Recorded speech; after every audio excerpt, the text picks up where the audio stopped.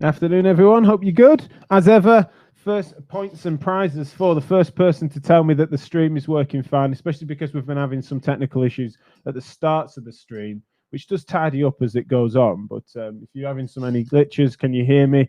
Throw us an emoji in the comments section. I can't see your sort of likes only, unfortunately, although thank you for liking it. But if you've got a comment, then please post it in there to tell me you can hear me loud and clear. There is a slight delay. And so it's always useful for us to know that we're up and running, especially when it's such an important topic with such an important, esteemed guest as we have today.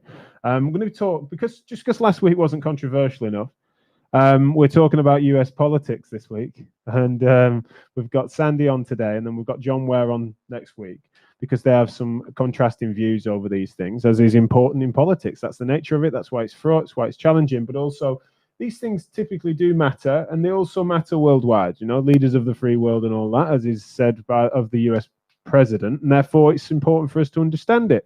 I think we're going to have a general overview, but also it's going to be important for us to get into topics that are close to our heart on this show, such as healthcare, and understanding the contrasting things, especially we have somewhat of a UK audience, particularly on the live stream.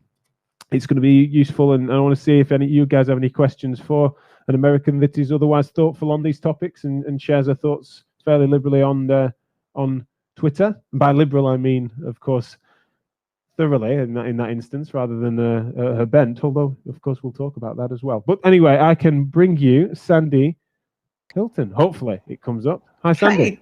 Hi. I could hear that quite well. Good. Well, it looks like the signal is stable and we're good to go. We've had some kind viewers that are telling us that it's all loud and clear. Thank you, Kath. And a round of applause emoji from Ollie. That's possibly premature. We'll see how it goes. But yeah, we thank you for coming on the show to talk about this. And also, I wanted to start off by saying we've known each other online for a while, and certainly you'll have been one of the first accounts I think I followed 7 years ago when we launched Physio Matters, for example. Yet I feel like it is a more recent phenomenon for you being more political online. Could we start there and maybe talk me through why that might be, if that is truly representative? It is true, and we've talked about everything from pelvic health to everything. So politics is perfect. I used to be married to an Army officer, and one of the unwritten rules of being a spouse with the military is that you don't have political views in public. You certainly wouldn't say anything that would endorse one candidate over another. You could talk kind of general policy, but nothing that could be attributed to anything else. So it took a while, honestly, for me to get out of that habit and realize that I do have a voice that isn't censored by anybody else anymore. That might be why. And there are some issues at stake right now that are really important to me as a healthcare provider.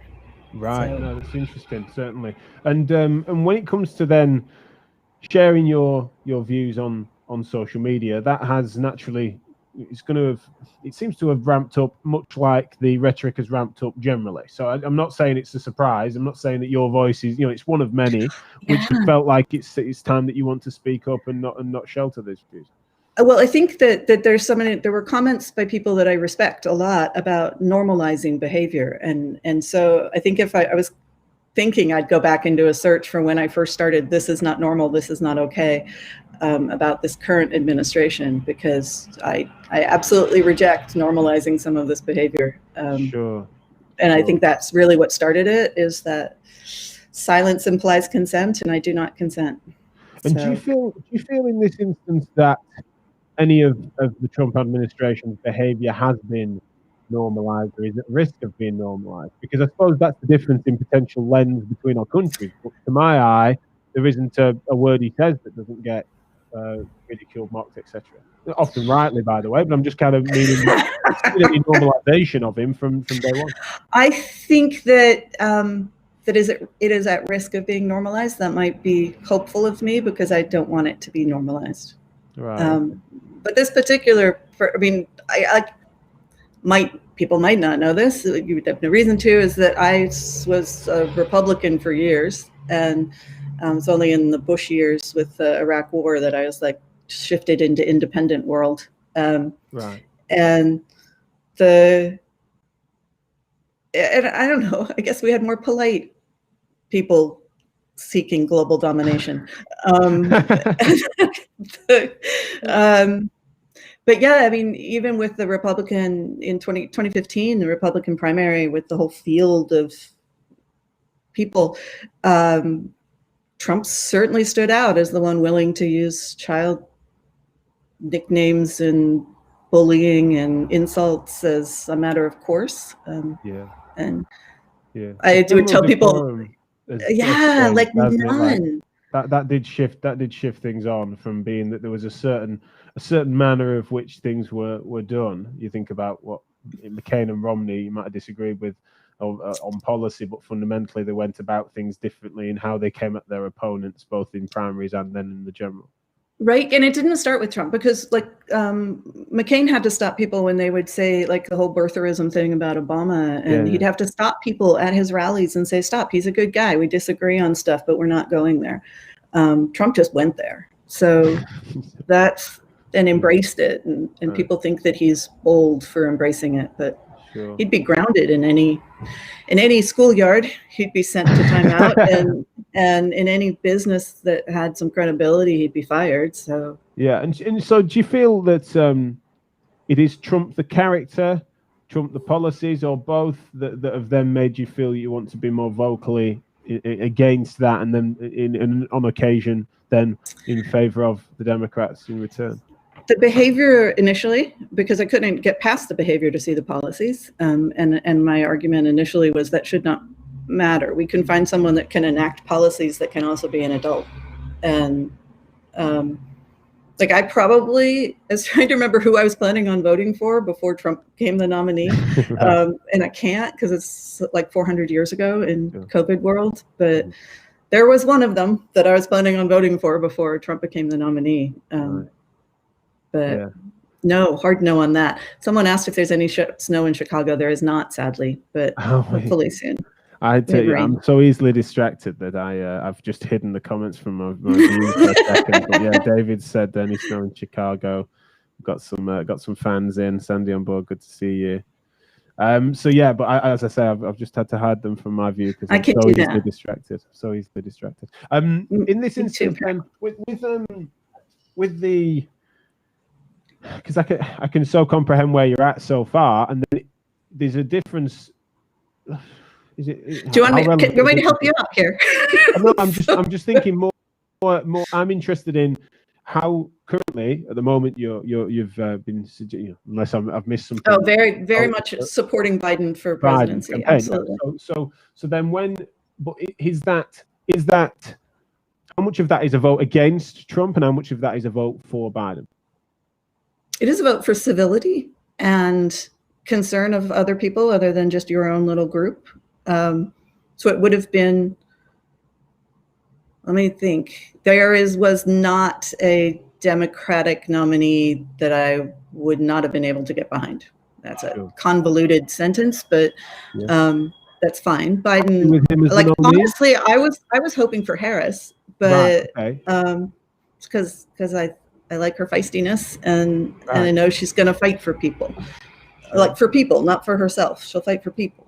Right. Okay. So Trump is great for fighting for himself. Of the primary candidates, then you fancied Harris, and so you'll be putting her as VP pick, right? Yeah. Okay. That's what's the so yeah? I mean, yes, I know that Biden's going to.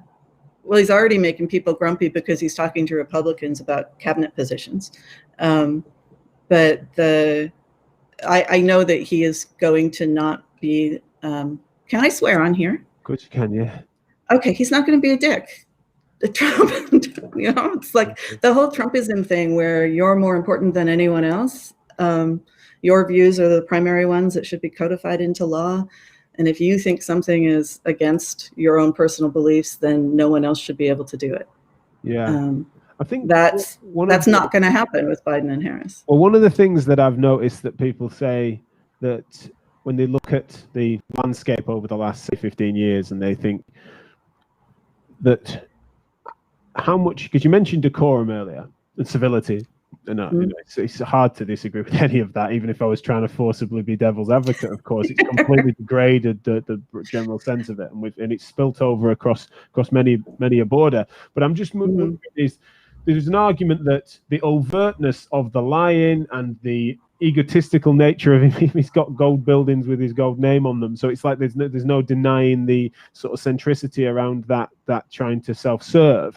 However, there's an argument that is so obvious, yet it's just an obvious manifestation of what is general US politics anyway, and that essentially that these overt lies, realistically, at least they're in plain sight. Some of the sneakiness, Obama having the charisma of George Clooney, means that he gets away with lies that are then much more pernicious and then change things in a way that people weren't able to recognize in order to stand up to. It's often an argument that really that the actual lies are only a different flavor.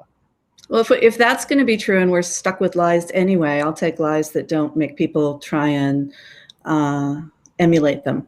Or if they're going to emulate the behaviors, that we get behavior that is not so cruel and mean as a point. Like the people currently pretending they don't know that Biden has a stutter and making fun of his speech pattern.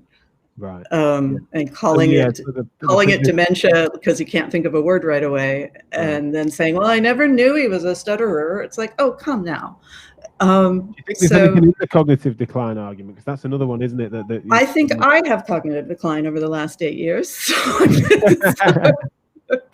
I'm not sure that no one's free of that.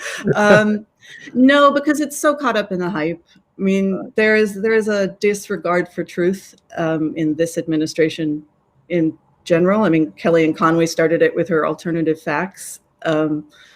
And we still have empirical truth. We still have norms of behavior that we're willing to accept as a society. And that's where it's like, this is not normal. This is not okay. I mean, are there any areas in which, say, the Biden-Harris administration, for them as people looking at their track record or what they're pitching in terms of current policy platform, is there anything there that you feel, although, you know, on net balance, you've been clear as to where you're voting, but where you feel you'd want them to move if it was to be in direction of your views and values?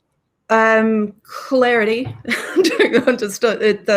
Like, really, what do you want to do? I think there's a tendency to really try and straddle lines to keep everyone happy, and there's a point where you have to make a decision, and then defend your decision. So what I'm seeing right now that's frustrating is just a lot of let's keep everyone happy, and I realize that's not you don't actually get to do that. You have to choose a direction and move forward. Stake a claim somewhere, yeah. And honestly, that's been one of, like, I have been registered as a Republican or Democrat Republican. Yeah, that's what I am. I'm going to call it that. I'm a Republican. Is the Democratic Party tends to, it's such a wide tent, right? It's like, I mean, on the Republican side, to caricaturize it politely, would be people that are either wealthy or are trying really hard to get wealthy. Conservative, I hate that word, far-right religious extremists, to use their wording against the Muslim faith against them. It's really like same-sex involvement is a sin, and then you get we can love the sinner but hate the sin, but we should never allow any same-sex marriages or adoption or ownership of, things. Like being able to visit your partner in a hospital. Those are all things that are on that far right. This is an abomination and America's lost its soul and we're fighting for the soul of America. That's what they mean. And then you get the other side, that the soul of America is the ability for people to determine their own path forward. And even if you're not born to someone with $1 billion, you still deserve to have a house. And that shouldn't be redlined to the point where you're never going to get money from a bank. And it's a very big tent on the Democratic side. So it's sloppy and messy, and I want to instill order in it. You've described the range on the Republican Party there, and certainly I recognize that. I think that's fair. What's the far left of the Democratic tent that you might have? I think the things I find unrealistic on the far left side is just a thought that there's going to be this available amount of money to pay for all these really good ideas, because it has to come from somewhere. And that's where I think it gets really, really fuzzy. Like, yes, I think everyone should be able to not like on Maslow's hierarchy of needs, it would be fabulous if everyone on this planet knew that they would have food to eat, a place to stay that they could sleep comfortably in, and have healthcare when they need it. And how are we going to pay for that? So my logistics side comes out, and I totally agree. Where's that money coming from? Because it's not going to be free. Because I'm in healthcare, I still would like to get paid for my services because I have to pay rent and eat too. So there's that's where I get into the disagreements in policy. I think we don't have to be heartless, mean, scorched earth prosperity gospel, and things have to get paid for them, and we got to figure out a way to do that. What about the sort of abolish the police movement and the nature of the because you were saying about sticking up for the little guy and being less individualistic or egocentric. I suppose one of the things I look at is that sometimes there's policies that being floated that do nothing but improve rampant crimes. The only people that would benefit from that would be the drug lords. Yeah, so there's some layers to that. It's kind of like the abortion topic. So if you want less, so I live in Chicago. There's a lot of people getting shot in Chicago. And one way that you could have less people shot in Chicago is to have some actual gun laws that are put in place. And you'll hear people say, well, Illinois has gun laws. Like, yes, but we have porous borders with places like Indiana and, other places where people can get guns really easily with no background checks or anything. It's just who would enforce stricter gun laws if you abolish the police? Well, I think that term is really, really bad. And abolishing police, I don't think is a good idea. I think that defunding is the classic term. Defunding the police. Yeah, that's weird too, right? Because everyone needs money. So if we could just change the words a little bit and say, how about they don't get $50 bajillion and we have some of that money goes into some social programs so that you have less hungry, angry, unemployed, usually guys on the streets doing stupid shit. But that's what, again, it goes back. So it's sorry, I'm rambling, but if we switch from that no, I think we need police because as we've described with our president, he has a disregard for rules and law and thinks that it doesn't apply to him or his family. And that's not okay. Humans are messy, and sometimes we need little barriers that are going to say, you know what, you don't get to kill your neighbor just because he shot your dog. Both are let's sort this out.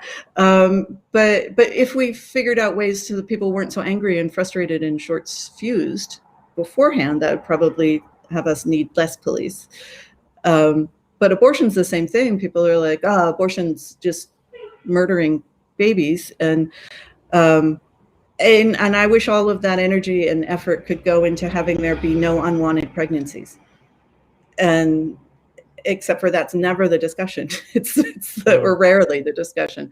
It's this should all be illegal everywhere. And if you don't like what your state's doing, just move, because that's not really easy for people that don't have 3 houses and decide which house they're going to go live in. There's a couple. You've touched on another issue there that I think us Brits have, and we're definitely going to get stuck into healthcare in a second. But the abortion issue is one that we Brits get squeamish on 2 fronts, really. It's like we can't really conceive, and there isn't a viable movement anywhere near our politics to outlaw or legalize abortion, especially early abortion, early term abortion. Just is something that really isn't in our body politic. Really, it seems like a sensible thing that medical professionals can assist the process in which, if there's an unwanted pregnancy that has occurred and it's been a thoughtful decision that can be then safely administered. However, there's a similar squeamishness that can exist in which if people were to then infer that up to the day of delivery that you could then, for reasons according to whatever it might be,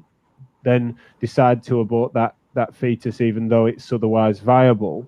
Now, I understand in US politics there is the whole range of I've just described exists in mainstream politics right now. It does, and some vast misconceptions about what that late term abortion actually is and the amount of times it happens and for what reasons. The legality of it's when we talk about we can talk about the legality of it as a separate thing to its incidence. It doesn't matter how often it might happen. And the whys matter though, because the whys do, but the actual act of doing it, if it's legal to do it, the frequency in which people decide to then do that isn't necessarily as relevant than its legality, surely. I will argue directly in healthcare, the frequency that it's done isn't going to change. It just will be less safe. And you'll have more maternal death. But legality, that comes down to essentially a belief about when life starts and what is viable and what should happen with that. There is some science on when a baby inside a mom that could breathe on its own is viable. I can't pull that up right now. But there is a belief in some religions that life begins at conception. And so then there is no time at which it's okay. And they'll argue that even birth control is possibly an abortifacient. Sorry.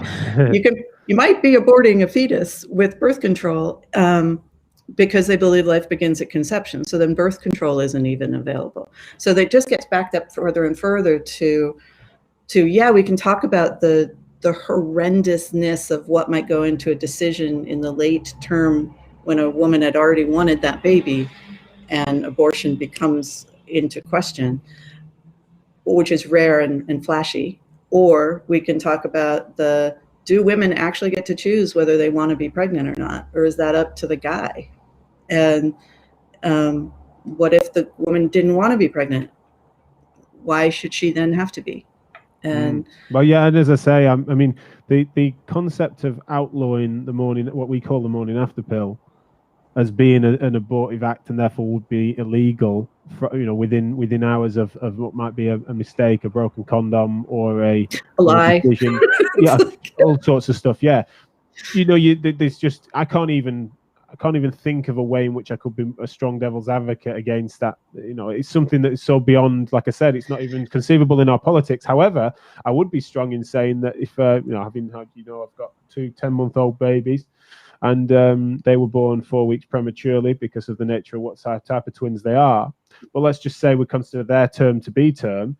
If my wife had decided to abort them a week before they were delivered, because she decided that, as we've come to find out, it's going to be bloody difficult, then that for me, whether or not the likelihood of her doing that, or whether or not there's a frequency of which is statistically relevant of women doing that for whatever reason, say we'd had a massive argument, say I'd have left her stranded with these babies. That's right? It. I'm not keeping these little things. But she then decided to, that for me, the legality of her doing so is relevant there, isn't it?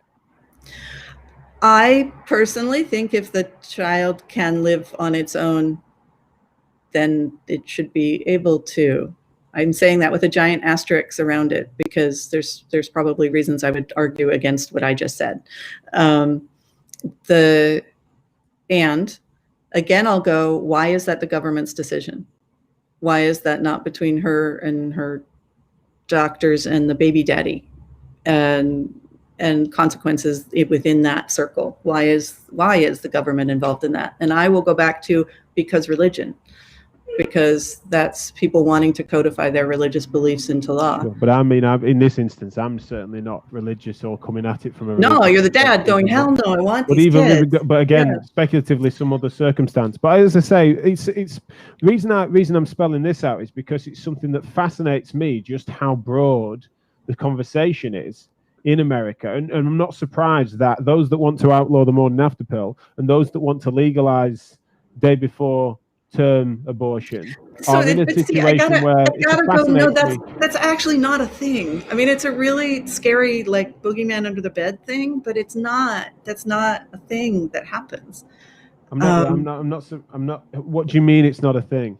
The right before you're deciding to or right before you could deliver that you decide to abort the child. Well, there was fairly. I'm not making this up. There's a strong movement in favor. I mean, again, if you want to talk about frequency, I'm on about. I mean, about the legality of outlawing the morning after pill, and then the legality of a woman choosing to abort a preterm fetus. I'm talking about the legality of both those things are not in the UK body politic, and they are in the US body politic. I know, but it's so tied into like a false equivalency of those things occur in the world at even close to the same rate. So they should be separate. I'm not doing that though now, am I? Yeah. You know I'm not doing that. But it's just yeah, I know. I know that can exist, right? And I know that's why it's not the fair. Discussions exist. Yeah, it's more that on a legal front, they can both be condemned without us saying that they're both equally likely or equally viable, or they would happen on equal frequencies. Which the morning after pill? I'm saying if you were to make the morning after pill illegal, I would condemn it. Oh, if you make the morning after pill illegal, then everything is illegal. And then, because if you say life begins at conception, then there is no period where it's okay.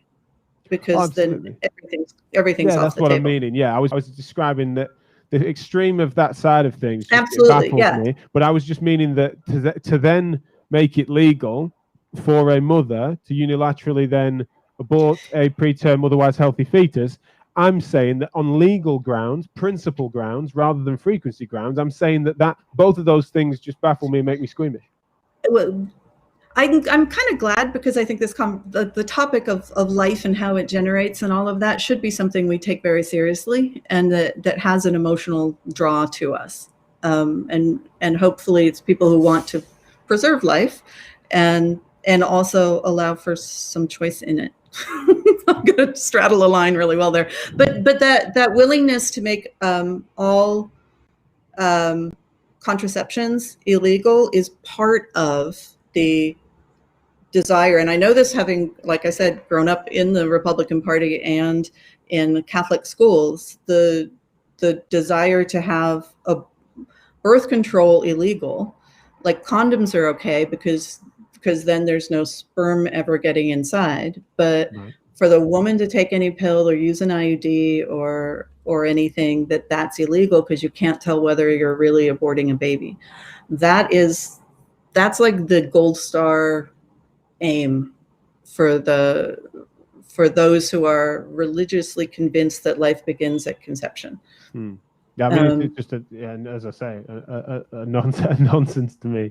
As someone that can conceive of it religiously. It was actually raised a Catholic nominally, but it's something that it seems so far beyond the pale. But equally, it's interesting if we were to try and understand the sort of what mass movements might exist behind policies such as that, in terms of the likelihood of them being then codified into law.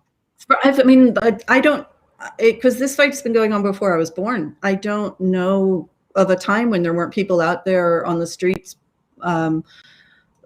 arguing with pictures of fetuses being aborted on big giant placards to try and make women not go into clinics where abortions even happen. And I mean, that's been going on my whole entire life. There was a clinic when I lived in Portland, Oregon. I was in grade school, I think. There was a group that was killing doctors who did abortion because, pro-life. Their argument was that if you killed the doctor, you saved all those babies, so it was worth it, literally. And they got caught, and they were given. They didn't actually kill him, but they got caught trying to bomb the clinic or something. Yeah. And they were given a choice between volunteering with a group that did abortion or adoption placement and trying to help these girls that were to carry to term and put their baby up for adoption and find a loving home, and going to jail. And every single one of them picked jail. And I was like, that was the beginning of my, wait a minute, you're more interested in telling other people what to do than actually helping these women and helping babies once they're born. Well, this feeds into what David said here, which is saying, he said the GOP are pro-birth, not pro-life. Once you're born, you're on your own. Absolutely, they're birthers. It's the idea. Just out of interest, because I know we're up to time. We'll just do a few extra minutes, just because I lost track of it, and I wanted to. Healthcare. We in the UK have the NHS, and that is that we have taxation-funded healthcare. What is the state of it in the US, and what's your position on that? The state of access to healthcare in the US is a hot mess. It depends on how much money you have, or if you're lucky enough to have a job with good health insurance, or you have a government job that gives you, I guess that'd be the same, government job with good health insurance, or your spouse has good health insurance. So if you don't have insurance and you're hit by a car, and are you left on the street? Are you taken to hospital? Oh, sometimes you're left on the street. As happened a couple of years ago here in Chicago. If you don't look fancy enough, I suppose, people might just go past you. I suppose if an ambulance drove past, I'm like, what's the? You would go. You would see an ambulance, and you'd probably get a friend to take you, or you'd see. I mean, if you were at all mobile on your own, you'd try and avoid an ambulance because they're really expensive. You'd have to pay for that yourself eventually, right.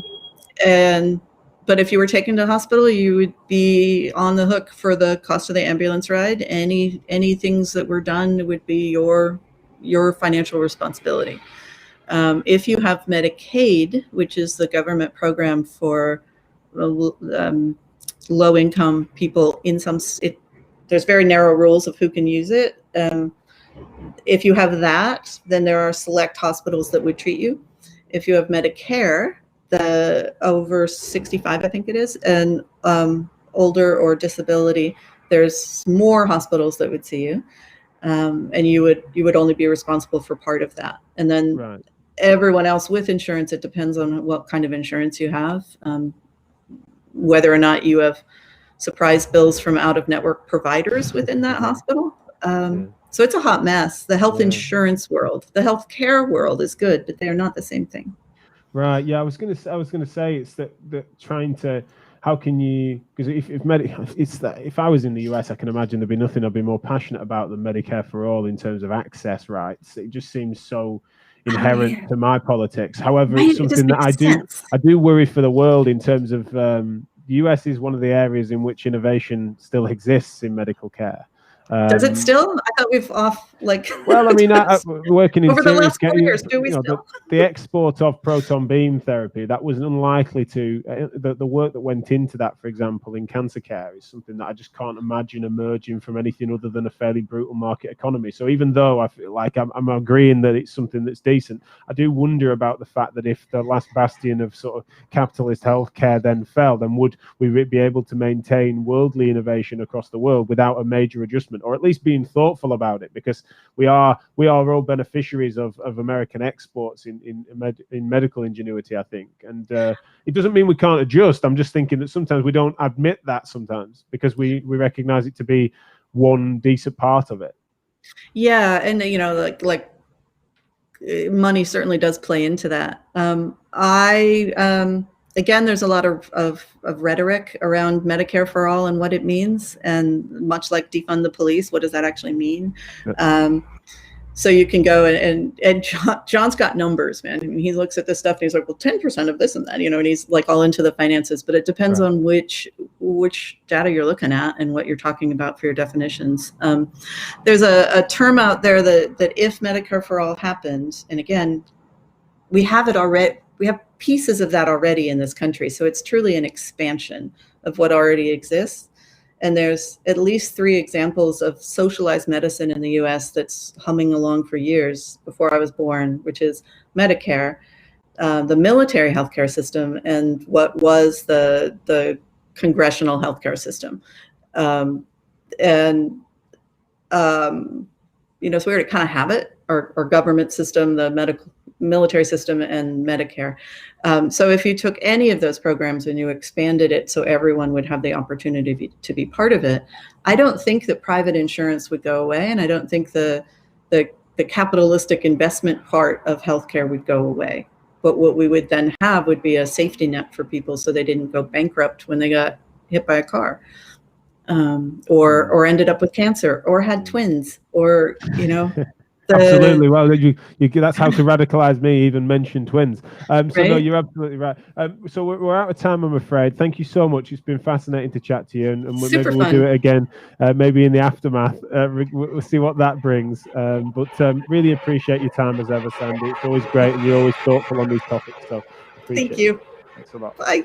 Thanks, everyone, and I'll see you tomorrow. I've got Brad Neal on the show talking about something rather different than this. He's talking about threshold concepts and what that means in MSK. What are our core threshold concepts that we all need to be credible and decent in? So we're going to be talking about that. And then, of course, John Ware's on the show to further this topic next week. And then maybe we'll have a back and forth. Maybe we'll have you both on for a third show. That'd be cool. That'd be totally fun. I'm absolutely going to join in and watch that. Oh, brilliant. Brilliant. Thanks a lot. Take care. I'll see you soon.